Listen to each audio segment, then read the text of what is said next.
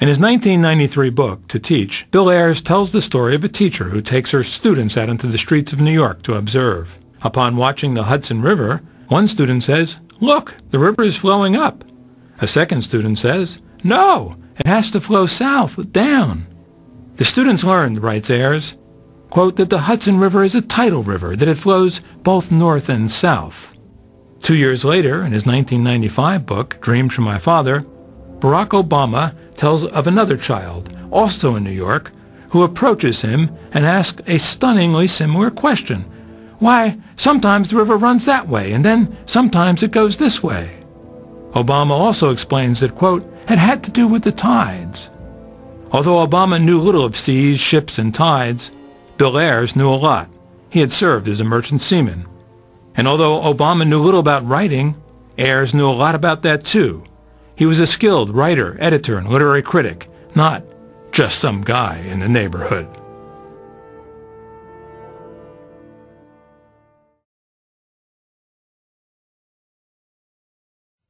In 1990, while at Harvard Law, Obama received a six-figure contract to write his memoir. To that point, he had written next to nothing. At Occidental College, he had published what he calls some, quote, very bad poetry. He does not sell himself short. Underwater grottos, caverns, filled with apes that eat figs, stepping on the figs that the apes eat, they crunch.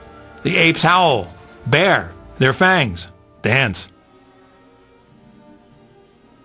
In 1990, Obama wrote an unsigned case note for the Harvard Law Review, incredibly, the one and only thing he has ever published in a legal review anywhere.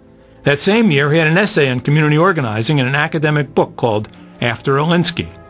The essay is clunky, pedestrian, and wonkish, a B- paper in a freshman comp class. "I just cannot understand why a bright young man like you would go to college, get that degree, and become a community organizer. Why is that? 'Cause the pay is low, the hours is long, and don't nobody appreciate you."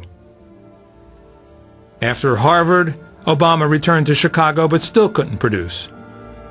He went to Bally to write but could not. Simon & Schuster canceled his contract. His agent hustled him a new one, smaller one. At this point, Obama likely turned to that guy in my neighborhood. Others had and would. In his book Resurrecting Empire, neighborhood PLO supporter and friend of Obama, Rashid Khalidi, thanks Bill Ayers first and foremost for helping him write the book he did. Quote, "Bill was particularly generous in letting me use his family's dining room table to do some writing for the project." Khalidi did not need a table. He had one of his own. He needed the help.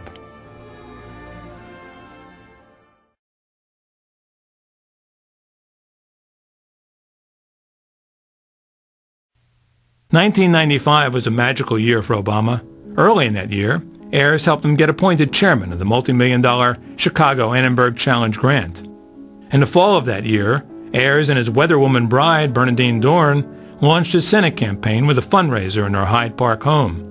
In June of 1995, 5 years in the making, Dreams from My Father was published. The New York Times called Obama, quote, that rare politician who can write, and write movingly and genuinely about himself. No one in the major media, then or now, dared ask how an uninspired amateur with a scant paper trail could write a political masterpiece.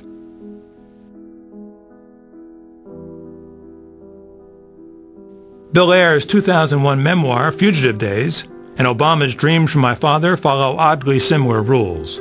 Ayers describes his as a memory book, one that blurs facts and changes identities. Obama says much the same.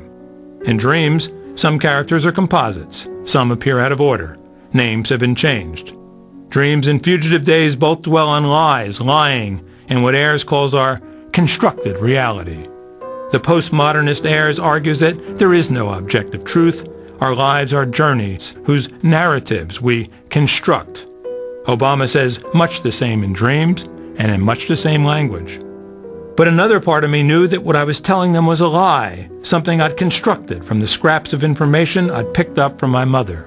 Did Ayers turn the stumbling literalist of After Alinsky into the sophisticated postmodernist of Dreams? If so, he did so not by tutoring, but by rewriting. Here are a few examples out of dozens. Ayers, narrative inquiry can be a useful corrective to all this. Obama. Truth is usually the best corrective. Heirs. The mind works in contradiction, and honesty requires the writer to reveal disputes with herself on the page. Obama. Not because that past is particularly painful or perverse, but because it speaks to those aspects of myself that resist conscious choice and that, on the surface at least, contradict the world I now occupy. Heirs. The reader must actually see the struggle. It's a journey, not by a tourist, but by a pilgrim. Obama. But all in all, it was an intellectual journey that I imagined for myself, complete with maps and rest points and a strict itinerary. Heirs. Narrative writers strive for a personal signature, but must be aware that the struggle for honesty is constant. Obama. I was engaged in a fitful interior struggle. I was trying to raise myself to be a black man in America. There may be other postmodernists in Chicago, but few who write as stylishly and intelligibly as Ayres, and fewer still who open their dining rooms to aspiring leftist authors.